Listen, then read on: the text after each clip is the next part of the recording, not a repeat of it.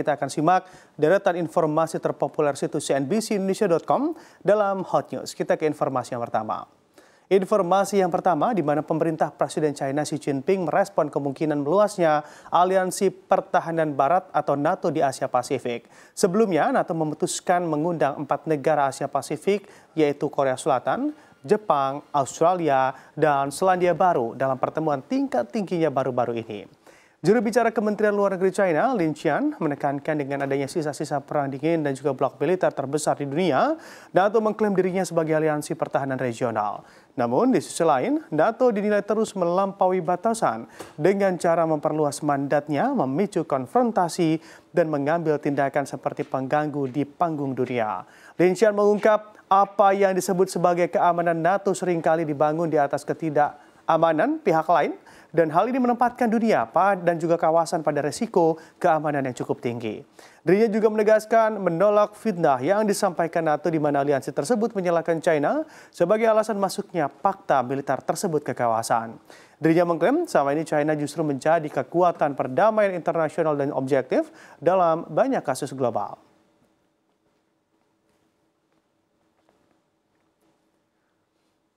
Dan selanjutnya dari dalam negeri, pemerintah akan menggenjot program digitalisasi di berbagai sektor komoditas. Langkah ini diyakini dapat meningkatkan penerimaan negara yang berasal dari pajak yang kini tengah anjlok. Demikianlah disampaikan oleh Menteri Koordinator Bidang Kemaritiman dan Investasi Menko Marves, Luhut Binsar Panjaitan, dikutip dari akun Instagramnya.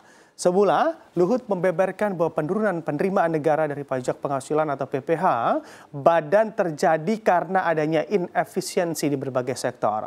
Oleh sebab itu, pemerintah tengah membereskan proses digitalisasi untuk sektor komoditas di Indonesia karena mampu meningkatkan efisiensi dan mendorong angka penerimaan negara yang lebih banyak.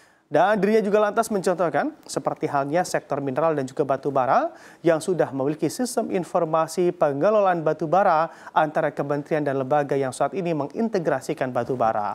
Luhut mengungkapkan sistem seperti Simbara nantinya juga akan diterapkan untuk komoditas berbasis kelapa sawit. Pasalnya banyak menerima negara yang ternyata belum diambil dari sektor ini.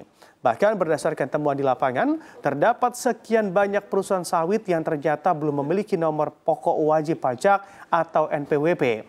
Padahal setiap perusahaan wajib mempunyai NPWP untuk mengatur perpajakannya.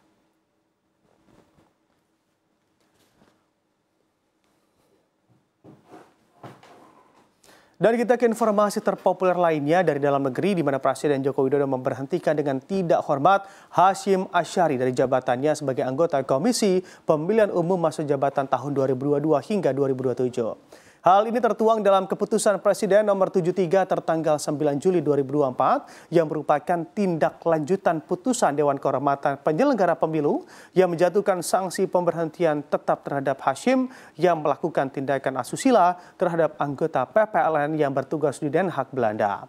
Hasyim juga terbukti menyalahgunakan jabatan, wewenang, dan fasilitas negara untuk kepentingan pribadi. Sebelumnya, keputusan DKPP menuai apresiasi dari berbagai kalangan, salah satunya Koalisi Masyarakat Peduli Keterwakilan Perempuan.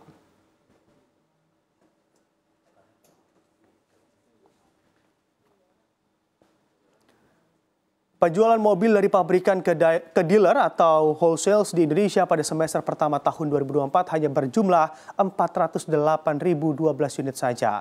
Jumlah ini turun jauh sebanyak 19,4% secara tahunan. Adapun bila dibandingkan tahun sebelumnya, yakni sebanyak 506.427 unit pada Januari hingga Juni 2023. Menteri Perindustrian Agus Gumiwang Kartasasmita mengakui adanya penurunan penjualan mobil di tanah air bila dibandingkan dengan periode yang sama di tahun lalu. Namun menurutnya, bila dilihat dalam 2 bulan terakhir, penjualan relatif mengalami kenaikan. Sementara itu, penjualan dealer ke retail atau retail sales 431.987 unit pada Januari hingga Juni 2024 atau turun sebesar 14,3% dari tahun sebelumnya sebanyak 502.533 unit. Wholesale mobil nasional naik 2,3% secara bulanan menjadi 72.936 unit pada Juni 2024 dari 71.306 unit pada bulan Mei 2024. Jumlah ini lebih tinggi dibandingkan bulan April yang sempat jeblok di angka 48.702 unit.